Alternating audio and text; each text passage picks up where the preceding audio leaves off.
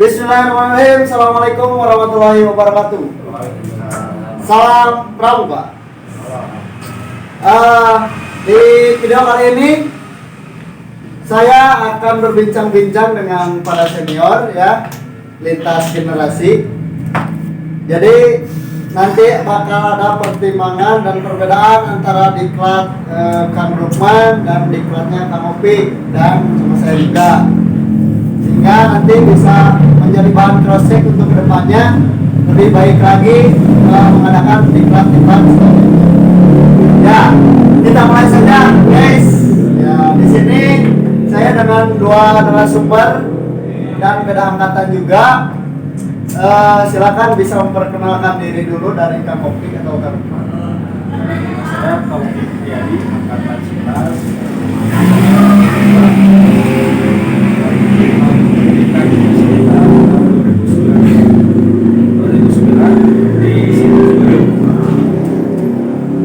Angkatan 11 ya, Danau Rimba. Dan selanjutnya perkenalan dari Kang Lukman. Assalamualaikum warahmatullahi wabarakatuh. Waalaikumsalam.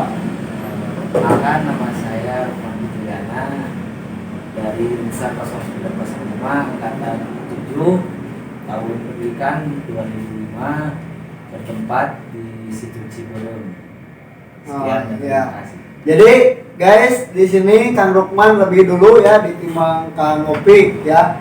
Kang Lukman angkatan 7 dan Kang Opik angkatan 11 dan saya paling bungsu angkatan 18 ya. Ya, mengenai pendidikan yang mau saya tanyakan, bagaimana sih kultur pendidikan di angkatan 7? Nanti kita bahas ke angkatan 11 dan nanti kita bahas ke angkatan saya. Bagaimana menurut Kang Lukman di pendidikan, bisa menceritakan yang dulu-dulu seperti itu? Baik, terima kasih. Untuk pengalaman waktu pendidikan angkatan itu mungkin dibanyakan dari segi fisiknya dan juga ada materinya, tapi yang lebih digembleng itu dari segi fisiknya, karena mungkin waktu itu banyaknya peserta hampir 36 dan panitianya itu kalau nggak salah itu hanya 5 orang yang berada di lapangan. Makanya kemungkinan oleh pihak panitia kenapa diperbanyakan fisik, karena mungkin yang namanya materi itu kita bisa mengambil dari narasumber yang lain, bahkan di kesempatan yang lain juga atau setelah pendidikan ada yang namanya masa bimbingan. Nah, disitulah angkatan 7 diperbanyak lagi tentang materi-materinya. Beda dengan pendidikan pertama, itu diperbanyaknya segi fisiknya. Mungkin itu kan dalam waktu pendidikan angkatan akhir Rimba. Ya. Jadi dalam angkatan 7 itu lebih menonjol di asah dalam segi fisik seperti itu. Terus yang mau saya tanyakan, peserta itu tadi berapa? 30. Itu hasil seleksi awalnya dari berapa ke berapa? Kalau dulu itu secara langsung tanpa adanya seleksi, jadi yang menentukan itu adalah seleksi alam. Jadi yang tidak lulusnya itu langsung berada di alam. Ada berapa orang, ada berapa. Tapi alhamdulillah waktu angkatan 7 itu 36-nya lulus secara pendidikan juga, tidak ada yang tidak lulus atau mengundurkan diri. Oh ya, sangat luar biasa sekali ya teman-teman semua. Jadi angkatan 7 ini dengan 36 orangnya lulus semua ya, tapi kesininya seleksi alam, jadi diseleksinya nanti di akhir. Nah, sekarang kita ke angkatan 11, Kang Opik. Mungkin dari hal apa yang membedakan antara pendidikan itu angkatan 7 dan angkatan 11? Mungkin untuk angkatan 11 itu ada beberapa banyak yang karena beberapa faktor yang dari sisi mampu ya. Makanya untuk pendidikan angkatan 11 dari sisi kita informasi sama juga ada beberapa fisik yang kita lakukan. Kontak fisik lebih dikurangi lah. Tapi dari sisi mental ya kita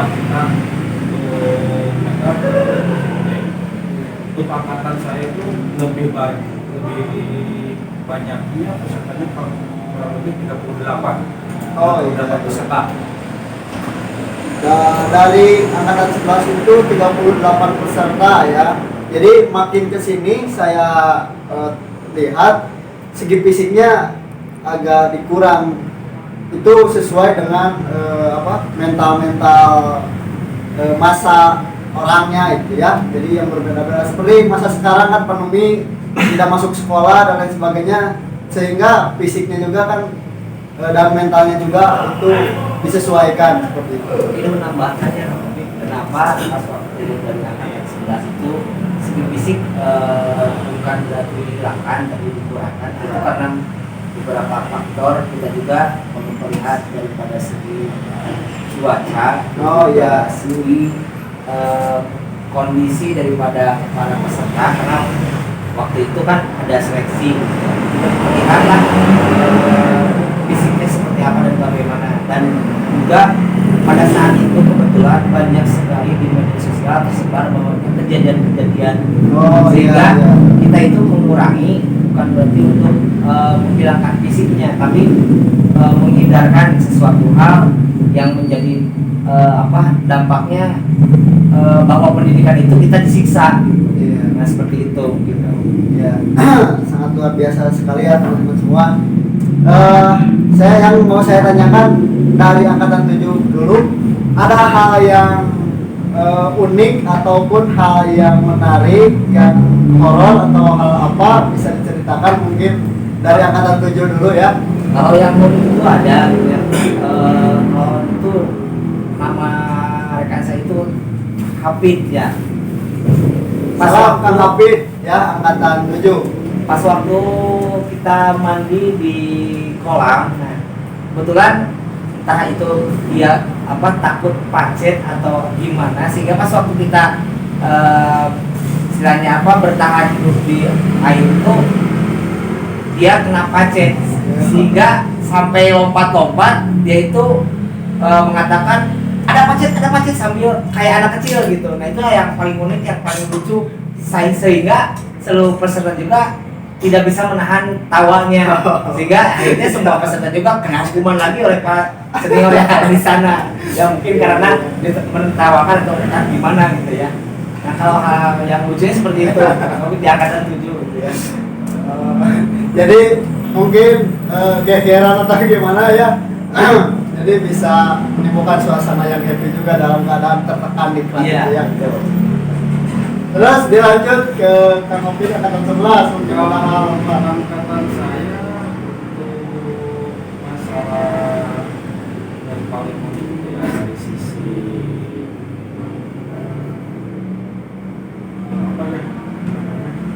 lemas. Oh iya, kegiatan lemas ya, perjalanan jauh ya. Perjalanan jauh itu ya di saat bernyanyi gitu ya.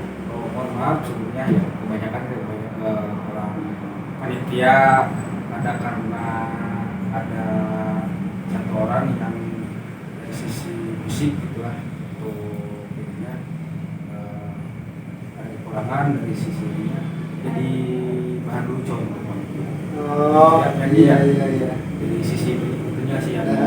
Setiap berhitung Gitu ya. Dan kebetulan untuk ininya itu jadi sebuah apa ya, gitu. Ceng-cengan lah kalau untuk kata saja anak zaman sekarang, ceng-cengan lah. Nah, jadi tiap angkatan itu punya cerita beda-beda teman-teman ya. Yang lanjut lagi saya akan menanyakan, kan angkatan 7 itu nama angkatannya Apirimba ya, dan angkatan 11 dan Apirimba. Apa filosofinya tentang Apirimba tersebut? Untuk nama angkatan Apirimba kita mengambil pada saat akhir, pada saat pendidikan itu kita mau melaksanakan yang namanya survival. Kenapa sampai tercetusnya nama angkatan Apirimba? Entah itu mungkin keajaiban atau gimana. Pada saat itu kita oleh panitia kita ditarik ke satu bivak yang besar karena mungkin situasi hujan yang sangat lebat dan juga petir dan lain sebagainya. Mungkin panitia juga tidak mau mengambil resiko, sehingga seluruh peserta itu diambil ke suatu tempat untuk dikumpulkan di satu tempat. Dan kita disuruh untuk membuat sebuah perapian dengan kondisinya waktu itu kayu yang kita ambil untuk bahan bakar itu basah, akan tetapi api yang kita nyalakan itu biasanya kan kalau kayu yang basah itu suka susah gitu untuk menyalakan api. Akan tetapi pada saat kita menyalakan, satu kali menyalakan langsung lama kelamaan makin besar api itu. Makanya di situ tertentukan namanya kesepakatan bersama 36 peserta itu nama angkatan api rimba. Disitulah tercetusnya. Jadi sejarahnya sangat luar biasa sekali teman-teman ya. Dikarenakan dalam keadaan hujan dan lain sebagainya, tapi masih tetap bisa menyalakan api dalam keadaan kayu-kayu yang basah, itu sangat luar biasa. Sehingga dijadikanlah nama angkatan. Terima kasih. Untuk Kang Opik di angkatan 11 Danau Rimba itu gimana? Untuk Danau Rimba itu sebenarnya lebih ke musyawarah, keputusan bersama, karena sebelumnya banyak nama yang diusulkan. Ya. Dari mulai dari lembah, ada yang lebah, terus ada kebetulan pas pendidikan juga ada peristiwa alam yang kita ketahui sederhana. Terus ada bulan, setelah itu bulan pertama semuanya banyak diusulkan. Tapi kenapa yang diambil Danau Rimba? Karena ada satu kejadian perebutan antara panitia dengan peserta itu di danau ya, pas di situnya gitu. Dan ya kan lebih kepada apa ya, lebih kepada kita lagi kegiatan panji yang sedang dibawa oleh panitia itu ada di tengah-tengah pohon di danau Ciberem gitu. Kita yang lagi kegiatan itu tidak mempedulikan kegiatan yang sedang dilaksanakan panitia, tapi lebih peduli kepada panjinya. Makanya dinamakan kesepakatan karena peristiwa itu jadilah jadi Danau Rimba.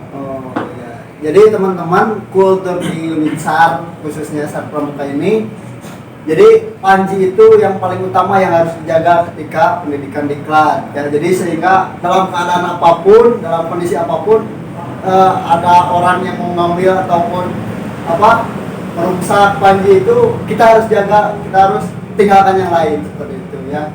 Ya, terima kasih Kang Opik atas filosofinya tentang Danau Rimba ya.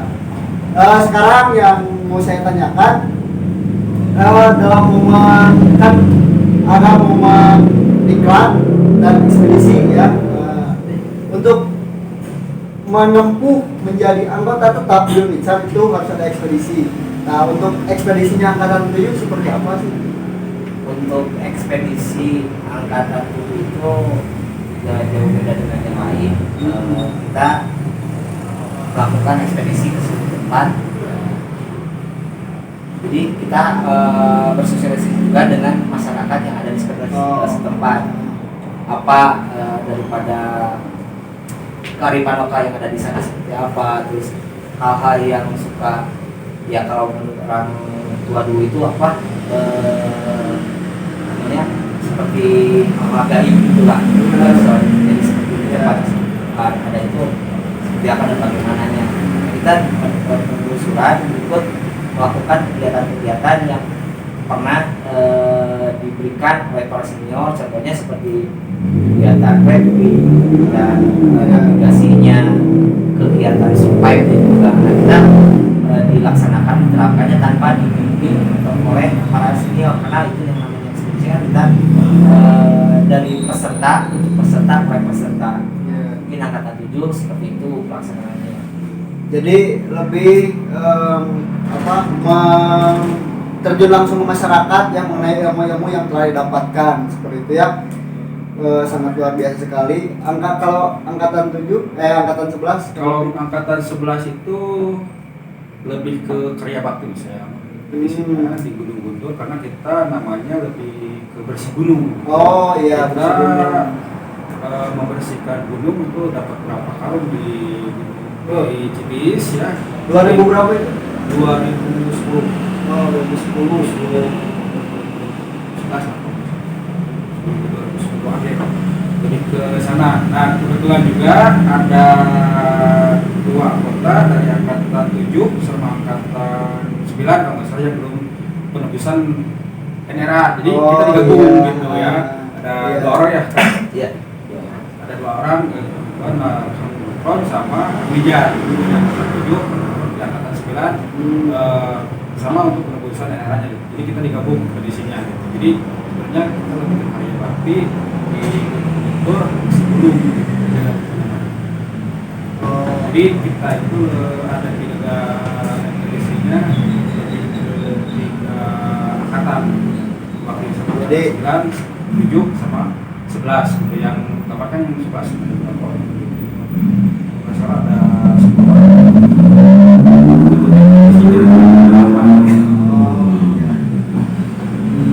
Dari Kang Nurman juga sama angkatan. Sama, kalau angkatan itu 15 orang yang Oh, ya, masuk seleksi. kalau nggak salah. Seleksi alam itu ya, Ya. terjadi. Mungkin dalam kesibukan ataupun aktivitas yang lainnya di luar dalam pramuka bisa ini, mereka juga setelah keluar dari sekolah mungkin ada yang langsung kerja ataupun melakukan kegiatan yang lain di luar.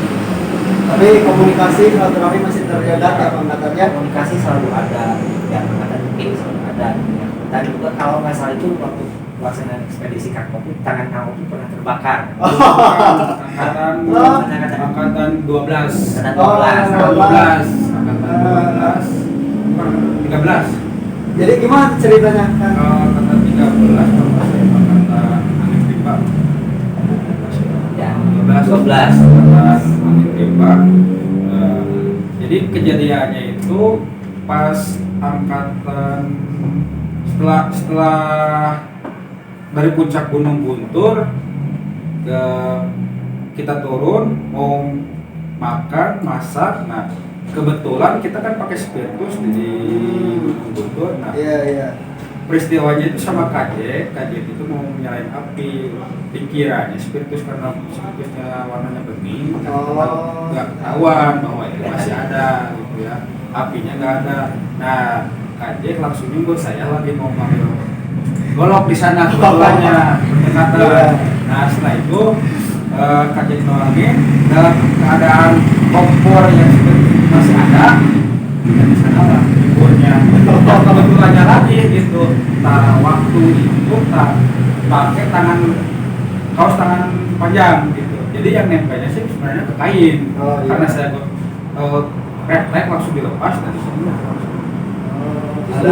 Itu yang saya lihat pada saat kejadian tangan Kang Kopi terbakar itu, yang ada ya sebagian yang merasa panik karena melihat tangannya kebakar, ada juga sebagian yang ketawa-ketawa karena mungkin sudah tahu itu spiritus, api daripada spiritusnya tidak terlihat. Kenapa harus dikucurkan lagi spiritus yang ada? Jadi seperti itu. Ya, jadi posisinya emang itu lebih faktor kelelahan juga. Nah setelah dari puncak itu Udah fokus mungkin ya ya. terus jadi pas dituangin sama kajian itu ya posisinya nggak kelihatan apinya langsung di ininya nyembur. Sebenarnya ada 2, cuman sama Kang GoPro juga kena, tapi ya kebetulan Kang GoPro yang kenanya cuma rambut sama godeknya yang kena, terus Brandnya guys. bulu apa Iya, bukan bulu kaki yang dia habis semua kayak di wagging lah, kayak gitu habis semua gitu. Tapi terobati. Yang namanya meskipun sudah tangan panas langsung diobati sama yang namanya bakar ayam ya Kang Kopi ya. Ya Oh, Kan kebetulan dari bawah Kang Kopi itu bawa ayam gitu. Lihat sekali ya kan? iya itu juga lagi ada sponsor dari kami kasih Tony. Oh, Dia lagi baik-baiknya. Sekarang nggak baik lah gitu. salam kali. Oh ya, terima kasih ya. Aduh, pengalaman yang sangat luar biasa teman-teman. Selanjutnya mungkin tadi sudah bercerita panjang mengenai kegiatan angkatannya masing-masing dan harapan ke depan Unitsar itu mau seperti apa gitu. Ada masukan atau saran? Maka Kang Bebas aja, bebas. Senior lah.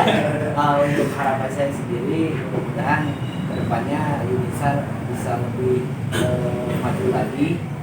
Dalam artian sekarang bukan tidak maju gitu Ya, ya, ya. tapi lebih maju lagi Meningkatkan, dari ya. yang sudah meningkatkan daripada kualitas dan juga kemampuan yang dimiliki oleh setiap anggota, karena setiap yang namanya ilmu yang didapatkan di universitas itu sangat berguna sekali untuk kita bisa melakukan menolong sesama ataupun menolong diri kita sendiri ataupun ke masyarakat. Itu sangat berguna sekali. Dan mudah-mudahan kedepannya bisa memiliki perlengkapan yang lebih memadai lagi agar pada saat kita di lapangan tidak terhambat dengan yang namanya perlengkapan ataupun alat transportasi. Nah, kalau Pik, sampai sekarang masukan anak. Kalau untuk saya sendiri, kita itu sekarang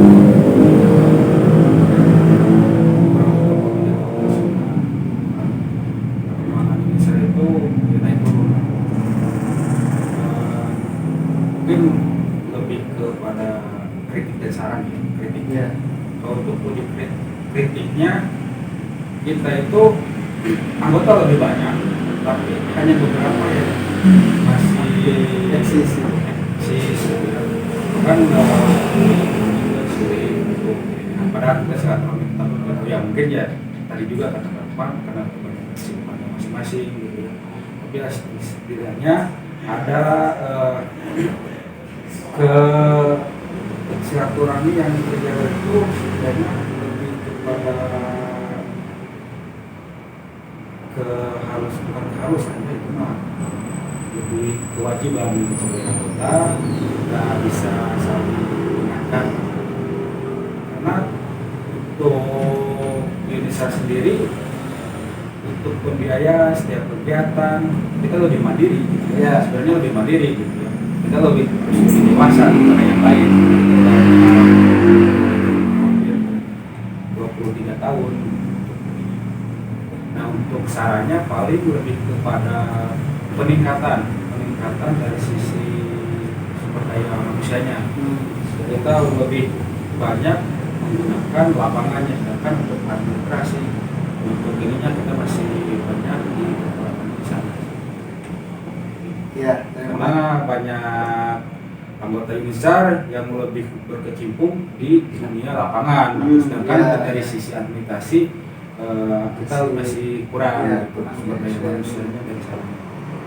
Ya, sebelum nanti closing statement dan saran, saya lupa menanyakan. Jadi teman-teman, Kang Rukman dan Kang Opik ini instruktur ya, sebagai instruktur di UNISAR dan pengurus juga. Jadi saya mau tahu pelatihan-pelatihan apa aja yang telah diikuti dan mungkin apa pengalamannya ketika pelatihan itu di mana saja gitu, dari instansi mana saja. Maka Kang Rukman dulu. Kalau saya pribadi karena kebetulan saya waktu sekolah sudah mengikuti kegiatan pandeganya, kegiatan KPDK, terus pendidikan KPD, terus pendidikan pelatihan pengarahan BNN gitu. Di banyak basic ya sekitaran yang lebih umumnya di sekitar sana untuk pelatihan skill pernah mengikuti yang namanya ya kebetulan angkatan juga di potensi SAR gitu. Angkatan pertama kalau saya ya angkatan pertama di situ Cilencak gitu. Oh iya, Cilencak. Di situ Cilencak itu berapa ada 5 hari di hari situ Cilencak gitu untuk peningkatan skill di water rescue. Oh, water rescue. Potensi sana. Itu mungkin yang untuk nilai ekonomi tapi lebih disebut nilai ekonomi karena ada ekonominya, disebut skill ada peningkatan gitu. Misalkan saya pribadi mengikuti yang namanya kalau misalkan ada outbound gitu ya, ada misalkan tur gitu ya untuk jadi pemandu wisata Ya, gitu. oh. Pernah saya di satu rombongan yang di sama apa ya, ke Pangandaran gitu. Jadi untuk pelatihan yang dialami Kang Opik ini, jenjang pramukanya jalan, terus dan kegiatan pelatihan potensi sahamnya di Otoresi juga pernah ikut, dan kegiatan-kegiatannya hampir sama di alam terbuka, memandu wisatawan dan lain sebagainya seperti itu ya. Sekarang dari pengalaman Kang Lukman silakan. Kalau pengalaman saya pribadi setelahnya pendidikan, alhamdulillah pernah mengikuti beberapa pelatihan yang berkesinambungan dengan yang namanya UNISA 030. Di antaranya yang paling ini, pertama pernah mengikuti yang namanya kegiatan pelatihan PPGD yang dilaksanakan oleh Dinas Kesehatan Kabupaten Garut. Kedua, pernah juga mengikuti yang namanya relawan tangguh yang dilaksanakan oleh BPBD Kabupaten Garut, itu tepatnya di Lombok, dan juga terakhir dilaksanakannya simulasi juga. Pernah juga mengikuti yang namanya kegiatan Sekolah Vertical Rescue Indonesia. Yang terakhir yang pernah diikuti itu kegiatan ya sama kamu juga namanya Potensi Basarnas di bidang water rescue. Alhamdulillah, tapi masih selain daripada itu juga di bidang kepramukaannya pernah mengikuti yang namanya KMD yang khusus mahir dasar. Jadi selain daripada bidang rescue-nya, alhamdulillah di bidang kepramukaannya juga pernah diikuti kegiatan-kegiatan pelatihan seperti itu. Ya, jadi teman-teman semua, dikarenakan basic SAR ini dari pramuka induknya, jadi tentunya kegiatan-kegiatan pramuka juga tidak ditinggalkan ya, seiring berbarengan waktu itu bisa terjalani dua-duanya seperti itu. Terima kasih Kang Lukman, Kang Opik.